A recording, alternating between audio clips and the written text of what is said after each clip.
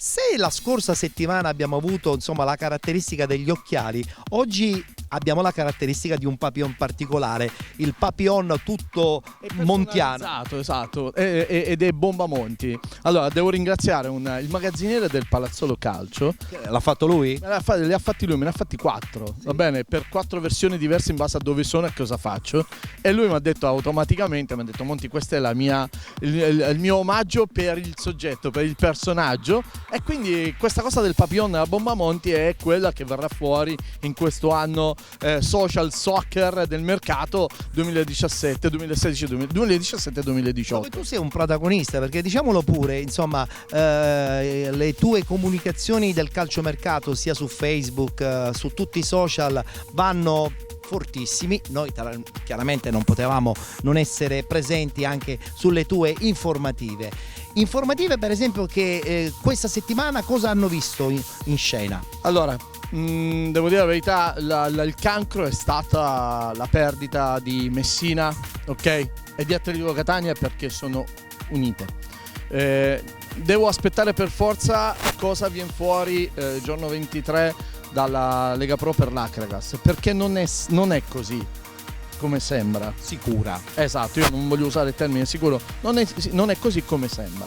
Attenzione, perché noi non parliamo dei professionisti. No, però è legato al calciomercato anche poi che scende di Serie D, di eccellenza, perché c'è un indotto anche di settore giovanile, i 98 e 99 poi sono costretti a trovare, va bene, spazio in altre categorie, e noi abbiamo un indotto importante quest'anno per quanto riguarda gli under e la presenza fattiva di un percorso giovanile che oggi presenta 88, 89, 98, 99, 2000 e 2001 che hanno mercato, ovvero sono tutto quel settore che ha lavorato nel quinquennio passato. Grazie a questa presenza fattiva di Lega Pro e Serie D, questo indotto ha mercato. Quindi noi, per forza di cose, pur essendo nella trasmissione dilettanti, dobbiamo per forza mettere in evidenza questa cosa. L'altro aspetto, hanno salvato il Gela. Ecco, e questa è una cosa secondo me molto positiva. Esatto. Lo sconquasso è tra il Gela e l'indotto Scordia San Pio. Perché? Perché lì c'era questa accoppiata di fatto Pippetto Romano Strianese che non esiste più. Non fumano a Scordia da 20 giorni perché stanno raccogliendo i fondi per iscrivere allo Scordia, ma non so a questo punto che cosa succede. La San Pio ha ridotto moltissimo il budget, ma ancora non ha un allenatore, un campo, perché con le normative sugli aggiornamenti dei campi in sintetico, che devono presentare nuova documentazione, nuovi aggiornamenti, al momento dell'iscrizione, devo dire la verità, abbiamo paura. Tu pensi che Rosolini ha finito domenica la nuova zorbatura, va bene? Quindi hanno pettinato il campo e adesso stanno lavorando per migliorare quelle cose che servono dal regolamento, va bene? La commissione passerà la prossima settimana in tutti i campi, quindi credo che non c'è certezza che alcuni campi in sintetico siano nella normativa. No, assolutamente. Quindi, per quanto mi riguarda, il mercato in questo momento, ancora una volta in settimana, a prescindere da qualche nome che è venuto fuori, per me è ancora il mercato strutturale, quindi le strutture e le società. Il calciomercato ha delle valenze che si muovono con dinamismo, ci sono delle conferme, ti dico la verità, la settimana scorsa sono arrivate delle cose ma non si sono attivate. Questa settimana sarà la settimana dei portieri, perché ci sono 4 portieri, va bene, tra cui Pandolfo, lo stesso Ferla, che la Ciriale sembra abbia, uso il termine, confermato, potrebbe esserci una rotazione improvvisa tra 4 nomi, Vigilio Vitale, Pandolfo, Ferla e Agliano del Palazzolo. Questo è, secondo me, il famoso valzer dei portieri. Esatto, questo secondo me è realmente la settimana dove questo mercato può incidere tantissimo, perché ci sono delle situazioni anche personali dei ragazzi che vengono fuori e hanno chiesto, diciamo, una tipologia di mercato completamente diverso, legato un po' alle esigenze personali, non alla garanzia societaria, alle esigenze personali. L'altra bomba è che il Sant'Agata ha chiesto o chiederà, mettiamola così, chiederà lo spostamento nel girone A.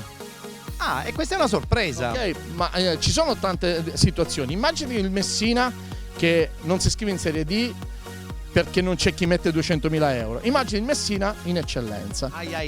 Cambiano tutti gli equilibri. Immagini quanti derby messinesi soprattutto. Allora il Sant'Agata lavora sull'anticipo, chiede lo spostamento come fece il Troina, secondo me proprio per un discorso di quantità di derby, non per la difficoltà.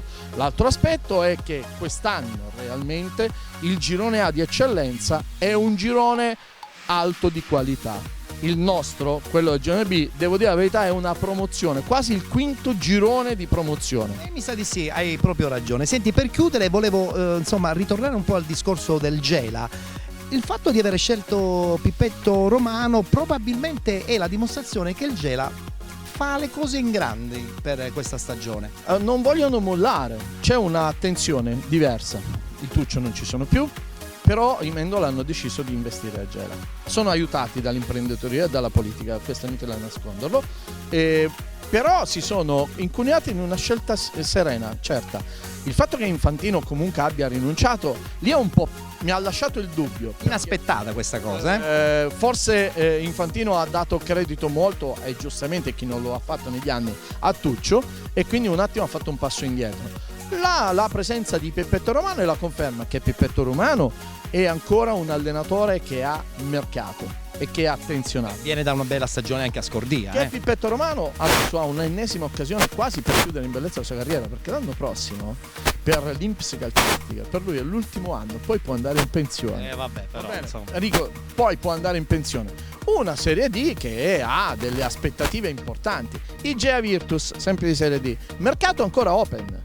3 giocatori andranno via, tra cui Scarso, va bene, e altri 2. Però c'è un movimento importante, non è stato confermato appunto Virgilio Vitale. E quindi chissà cosa succederà nei prossimi giorni. Allora chiudiamo questo tuo intervento ringraziandoti, perché oggi è la puntata conclusiva di questa edizione estiva di Penalty, e ti voglio dare modo di augurare la buona estate a tutti gli addetti ai lavori e presentare anche la canzone che hai scelto per chiudere il tuo intervento in questa quarta puntata conclusiva di Penalty d'estate. Ho scelto una canzone che è proprio l'aspetto più bello che ci ha fatto tenere vive le televisioni negli anni 90, Notti magiche, ma per un motivo. Questo è il periodo del calcio estivo, è il periodo dei tornei pazzeschi, quelli estivi, con tanti calciatori. Allora ti dico la verità, siccome lo sto vivendo in prima persona come speaker di tanti tornei, sono le notti magiche estive del grande calcio. Poi adesso ben piano arriva quello televisivo con le grandi amichevoli, e poi ci addentriamo